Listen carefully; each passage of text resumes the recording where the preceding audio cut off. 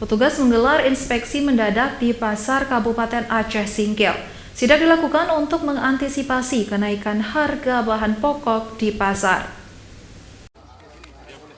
Inspeksi mendadak oleh petugas gabungan di Kabupaten Aceh Singkil dilaksanakan di Pasar Sianjo Anjo, Kecamatan Gunung Meriah, Aceh Singkil. Kegiatan yang dipimpin oleh Asisten Perekonomian dan Pembangunan Kabak Ekonomi Kadis TPHP, personil Desprindakop dan UKM serta muspika setempat itu dilakukan untuk mengantisipasi kenaikan harga pada bahan pokok di pasar.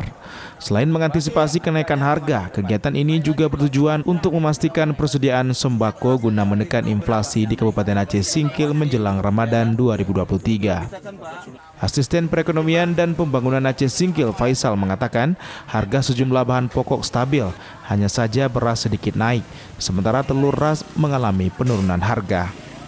Ada yang memang yang naik, itu telah kita mendengarkan tadi, itu adalah beras.